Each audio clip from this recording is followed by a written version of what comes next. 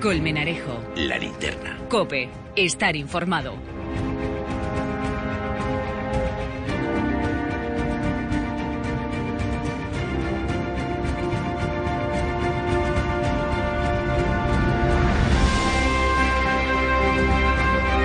Noticias con historia en La Linterna. Javier Redondo, doctor, ¿cómo estás? Buenas noches. ¿Qué tal? Buenas noches. Traes hoy a La Linterna los últimos de Filipinas, mito y realidad del sitio de Valer que ha publicado la editorial Actas y que han escrito los aquí presentes Miguel Leiva. Hola Miguel, buenas noches. Hola, buenas noches. Y Miguel Ángel López de la Asunción, buenas noches a los dos. Muy buenas noches. Javier, reseña del libro. Bueno, pues es una investigación muy cuidada, es una investigación muy detallada, minuciosa. Todos los datos que tiene muchos, son muy útiles, ¿no? Desde la descripción del lugar hasta todos los personajes que desfilan y que luego tienen una semblanza al final o en la parte última del libro. Se nota además mucho la inspiración militar del libro. Los autores describen con exquisita pulcritud los acontecimientos, los movimientos, las decisiones militares de los dos capitanes protagonistas. Elaboran una descripción geográfica o estratégica del lugar, que además incluyen en la parte ilustrada también. Digo, es muy útil esa selección de imágenes porque permite encontrar los lugares y saber un poco cómo se movían. Hablan de la rehabilitación de la iglesia, que parece un hecho secundario pero es muy importante y ahora lo podemos comentar, y se pone de manifiesto todavía más en esa descripción estratégica lo heroico de la resistencia. El libro tiene un punto de inflexión obvio que separa el primer asedio del segundo, cuando entran en vigor los acuerdos de paz entre España y los rebeldes filipinos. Los últimos de Filipinas siguen sitiados después y, como escriben los autores, en aquel pueblo aislado y olvidado nadie parecía enterarse de que la guerra se había terminado. El reciente estreno de la película 1898, Los últimos de Filipinas, ha devuelto a la actualidad este momento de la historia militar de España. Ya hay una película de 1945. Fue una resistencia de 337 días de un reducido destacamento español en la iglesia San Luis de Tolosa, de la pequeña localidad de Valer, en Filipinas.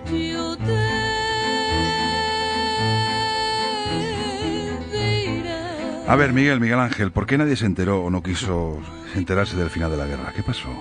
Pues pasó originalmente que los americanos entraron en guerra con los españoles. Posteriormente hundieron nuestra flota en Cavite y bloquearon Manila. Fueron cayendo progresivamente uno a uno todos los destacamentos que había diseminados por la isla de Luzón, y concretamente la provincia de Nueva Écija, que era la que rodeaba la población de Valer, pues ahí no había prácticamente ningún destacamento que pudiese comunicarles a ellos la situación. Ellos intentaron mandar emisarios a Nueva Écija para que les dijeran qué estaba pasando, pero como nadie se movía, pues ellos no consiguieron encontrar información. ¿Tampoco se enteraron los rebeldes filipinos? Sí, bueno, y quizás esa sea una de las causas por la que el asedio empezó su prolongada duración. Quizás esa falta de información que teníamos o que tenía el destacamento español hizo creer que en cualquier momento íbamos a recibir o iban a recibir, yo ya me meto como si fuera del destacamento después de tanto tiempo, iban a recibir ayuda o pronta ayuda por parte de tropas procedentes de Manila. Entonces aguantaron la llegada de esas tropas, pero los filipinos eran conscientes, tenían información de que muchos destacamentos con mucha mayor entidad iban cayendo progresivamente. Uh-huh. Entonces quizás eso también hizo que su segura espera de que el destacamento iba a caer por sus propios medios dio pie al comienzo de esa larga... Pero durante el primer asedio los españoles recibían ayuda, ¿no? Ayuda de fuera. ¿Y cómo gestionan la ayuda? Sí, bueno, es que estamos en otro periodo totalmente diferente. Es decir, el primer asedio es en 1897, Sí. en octubre de 1897, y entonces la situación era totalmente diferente. Todavía había comunicaciones. Sí, eso es totalmente. Es el bloqueo de Manila en 1898 cuando hace que la situación del sitio que conocemos como el famoso sitio de Valer Sí. pueda tener lugar. ¿Cómo y por qué llegan a refugiarse los del destacamento en la iglesia? Bueno, era práctica habitual. La iglesia en muchos pueblos de la isla de Luzón era el único edificio hecho de mampostería, un edificio lo suficientemente fuerte como para aguantar un envite. Entonces sí que era práctica habitual, no es la primera vez que se hacía, en caso de ataque, refugiarte en el edificio más sólido.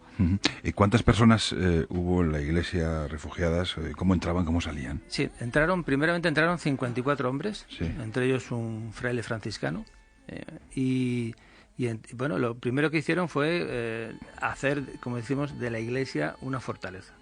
Tiene una fortaleza totalmente inexpugnable por la que nadie podía entrar.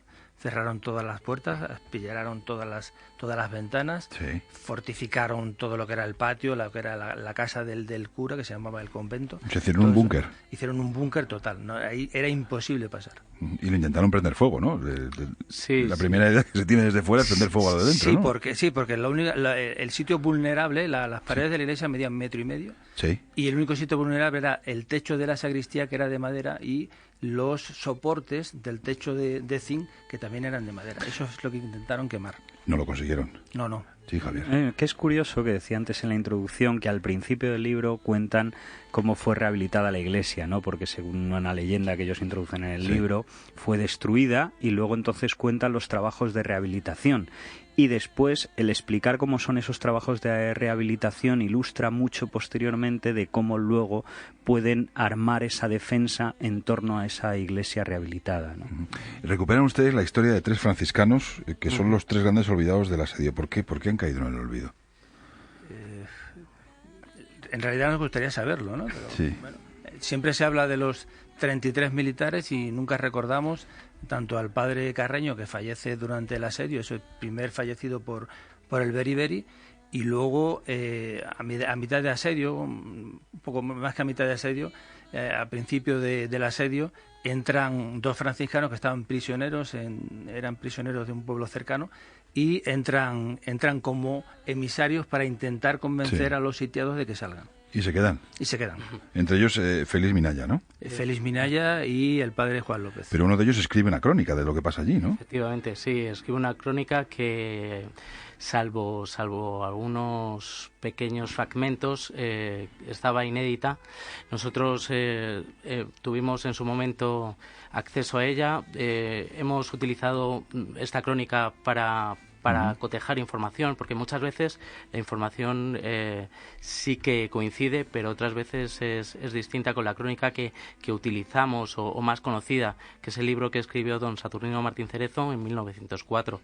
Entonces, actualmente, con nueva información que también hemos podido encontrar, sobre todo en archivos privados de los familiares, Sí. archivos militares, y en el archivo franciscano iberooriental, una verdadera joya de archivo, hemos podido hacernos una idea de lo que realmente pudo pasar allí. ¿Por qué les llaman locos? Pues la verdad es que les llaman locos por una serie de circunstancias, y la principal es que igual que ellos no sabían lo que estaba sucediendo fuera, Sí. nadie de los que estaban fuera sabían lo que realmente sucedía dentro. ¿Y qué sucedía dentro? Y bueno, pues dentro sucedía que había una resistencia a todo trance, pero desde fuera se van mandando a emisarios, concretamente hay 2 emisarios. El primero es hay un emisario que mandan los filipinos, que es el capitán Belloto. Luego hay uno que manda los españoles, que es el capitán Olmedo. Y este hombre, cuando sale, pues no entiende nada. El capitán Olmedo es amigo íntimo del capitán de las Morenas. Sí. El capitán de las Morenas había fallecido en noviembre, y este Olmedo intenta llegar a la iglesia en febrero del 99, ya varios meses después. En la iglesia, una de sus estrategias era que el enemigo, que del exterior no supieran la situación que estaban pasando dentro. Entonces, eso da lugar a que este hombre, cuando sale el capitán Olmedo, dice, bueno, aquí ha sucedido algo extraño, ¿cómo no me ha dejado mi amigo Enrique entrar, que yo lo vea, que hable Sí. con él? Y pues cuando este hombre vuelve a España, pues empieza a decir que ahí ha sucedido algo extrañísimo en esa iglesia que él no se explica. Posteriormente, el teniente coronel Aguilar, que no convence, tampoco logra convencer al teniente Martín Cerezo, cuando sale en su informe le dice al general, evidentemente me he encontrado con un espíritu que está totalmente ido, o sea, me he encontrado con un loco. Esto es imposible que después de todos mis intentos por convencerlo de que salga, no lo haya logrado. Y es el general Ríos, cuando vuelve a España, cuando es el que dice que evidentemente, estos hombres deben estar locos para no haber aprovechado la última oportunidad que tenían para haber salido de aquí a la iglesia. Estamos conversando esta noche en La Linterna con Miguel Leiva y Miguel Ángel López de la Asunción, que han hecho este trabajo en Actas, en la editorial Actas, Los últimos de Filipinas, mito y realidad del sitio de Valer. A ver, doctor Redondo, ¿por dónde seguimos? ¿Cómo fueron los momentos más duros del segundo asedio, ¿no? Que es realmente el duro, donde hay hambre, epidemias? ¿Cómo gestionaron desde dentro los mandos militares esos momentos? Hay varios momentos duros, ¿no? Yo, si tuviera que resaltar alguno, es cuando empieza la enfermedad. Es cuando empieza el beriberi, que estuvo a punto de acabar con el destacamento. Quizás es uno de los momentos más duros. Hay en los meses de finales de septiembre, pero sobre todo octubre y noviembre, son terribles porque prácticamente cada semana moría alguien de beriberi. Y es quizás el momento crítico y que logran salvar justamente el 14 de diciembre con una salida a la desesperada. Sí. Y el 14 de diciembre logran abrir el cerco, concretamente los soldados y todo, y el teniente ya tenía intenciones de salir, pero lo que ya, digamos, es el detonante para forzar esa salida es que el teniente médico está enfermo de beriberi, ya está a punto de morirse, le dice a su compañero: oye, me estoy muriendo, a no ser que encontremos algo verde, a no ser que cambiemos algo en la dieta, a no ser que cambiemos esta situación, tenemos que hacer algo, a no ser que salgamos, esto nos vamos a morir. Entonces consiguen el cabo Olivares con otros 10 hombres, prácticamente los 10, 11 hombres que quedaban, sanos, que no estaban afectados por la enfermedad, consiguen salir, queman el pueblo, hacen una salida increíble y bueno, y retornan, ¿no? Hay un detalle muy bonito que yo creo que sí que merece la pena decir, y es que cuando regresan estos de hacer esa hazaña, ¿no? Casi la última conquista, ¿no?, que hicimos en Filipinas, pues el médico, ya casi llorando, cogió al cabo y le dio su reloj, un reloj que tiene una historia pues muy interesante y muy bonita. Cuando vuelven a España, porque esto es otra cuestión que también se cuenta en este trabajo que hacen ustedes, ¿qué pasa? Bueno, ¿qué es de sus vidas? De los 35 supervivientes, los 2 frailes franciscanos quedan en Valer, quedan un año más prisioneros de los tagalos. Los militares, los 33 militares supervivientes, llegan a Manila y, bueno, allí, después de pasar un interrogatorio, un expediente, embarcan y llegan a Barcelona el día 1 de septiembre de 1899.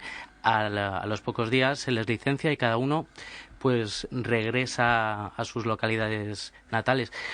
Con cada uno pues una historia. Pero eran profesionales, eran militares profesionales. Bueno, tropa. Era tropa, había algunos voluntarios, había concretamente creo que 16 voluntarios. Yo digo concretamente porque hay algunas hojas de servicio que están perdidas, ¿no? Pero hay aproximadamente 16 voluntarios dentro de aquellos hombres. Y cada uno se vuelve a sus quehaceres, a su vida cotidiana. Reciben una compensación económica, una pequeña pensión de 15 pesetas en concepto de dos medallas recibidas, y luego alguno de ellos obtuvo un empleo público. Sí. También por intermediación del propio rey Alfonso XIII. Por ejemplo, Loreto Gallego trabajó en el ayuntamiento de Requena, Valencia. Marcelo Adrián trabajó en Palacio hasta la llegada de la República. ¿Se sabe usted el nombre de todos? De todos. Sin mirarlos en un papel. Son como familia casi. Son muchos años con ellos. Sí, sin duda. ¿Cuántos años llevan investigando? 20 años. 20 años llevan con esto. Sí. 20 años de investigación. ¿Qué vas a preguntar? A ver, habéis mencionado antes la obra de Martín Cerezo, El sitio de Valer, Notas y Recuerdos, Sí. como 1904, es principios del siglo XX, como la más importante y de referencia. Luego, ¿qué sabemos? Y además es un poco la que se basa la película de 1945, ¿no? Más o menos. ¿Qué se sabe hoy que no sabíamos, por ejemplo, en 1945, cuando se rodó esa primera versión de Los últimos de Filipinas? Bueno, pues nosotros lo que hemos... una de las cosas que precisamente nos lleva a esta ardua investigación es el convencimiento y el ir viendo cada vez la cantidad de vacíos, la cantidad de episodios que no tenían una clara explicación o que no tienen un nombre, ¿no?, de un protagonista. Y eso es lo que a nosotros nos lleva. Pero sí, no se sabían muchísimas cosas. No se sabían muchísimas cosas y en realidad... nosotros con nuestra obra lo que hacemos es, iluminar un vacío o dar luz a un vacío, a una oscuridad que había en todo este episodio, ¿no? Con una serie de mitos, de cosas que a fuerza de mucho repetirse se habían convertido en realidad, ¿no? Por ejemplo, el nombre del mito y la realidad. El mito más repetido. Pues lo que hemos dicho, ¿no? Que eran soldados bisoños, que no sabían lo que estaban haciendo. Concretamente, de ellos había 13 soldados que ya habían estado en el sitio anterior. Es decir, sí. En 1897 ya habían estado sitiados, con lo cual ya tenían... Eran una veteranos. experiencia. Sí, eran Luego investigar si se les fue la mano, qué hicieron allí, por qué... O sea, que hubo que investigar bastantes cosas después de que salieran de Valer, ¿no? Sí, hubo buena investigación, sobre todo hay un episodio importante dentro del sitio de Valer, cual fue la muerte, ¿no? El que matasen, fusilasen a dos soldados, un cabo y un soldado, la víspera de la capitulación, ¿no? Eso fue un episodio sobre el que se ha escrito muchísimo, ha hablado muchísima gente sin tener datos concretos, ¿no? Y se ha hablado muchísimo sobre ese episodio. Yo creo que nosotros en el libro lo clarificamos y creemos, ¿no?, de una vez sentado para el futuro, qué pasó en realidad con aquellos dos españoles que fusilaron la víspera. Pues hay que leer este libro, porque tiene mucha información y mucho trabajo, el que han realizado a Miguel Leiva y Miguel Ángel López de la Asunción, Los últimos de Filipinas, mito y realidad del sitio de Valer. Las películas están muy bien, pero una investigación como esta y este libro que tengo entre las manos, pues la verdad es que tiene todo. Si usted tenía alguna duda de lo que pasó entonces, porque estos fueron héroes, ¿no?, al final. Desde mi punto de vista, indudablemente. Igual no buscaban ser héroes, porque yo supongo que durante toda esa resistencia tenían un objetivo primordial, que era salir de allí con vida, pero el comportamiento yo creo que fue heroico. Si fueran norteamericanos serían más héroes, ¿no? Serían muchísimo más héroes. Mucho más héroes. Y los enseñarían en los colegios y estas Sin duda. cosas. Ya. Pues lo ha publicado Actas, Los últimos de Filipinas, Miguel Leiva y Miguel Ángel López de la Asunción. Gracias por estar en la linterna en ese tiempo que dedicamos a la historia de la mano de Javier Redondo. Adiós a los dos y gracias y felicidades por este trabajo. Muchas gracias a vosotros. Muchísimas gracias. Me falta tu risa, me faltan tus besos, me falta tu despertar. Me falta tu risa, me faltan tus besos, me falta tu despertar.